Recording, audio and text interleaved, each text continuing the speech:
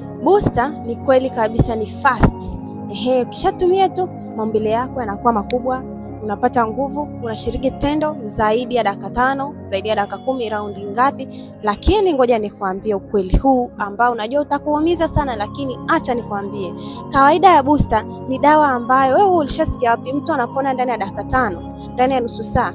Hilo swala sio kweli na halipo hata kidogo, kwani booster inaenda kukuua taratibu taratibu. Ndio pale ambapo unashangaa ufanisi wako wa kushiriki tendo unakuwa ni mdogo zaidi, unashindwa kurejea tendo, maumbile yako yanasinyaa, unajiuliza shida ni nini? Kumbe wewe ni mtu ambaye unatumia booster sana, ni mtu ambaye lazima ujiboost ndio uweze kushiriki tendo.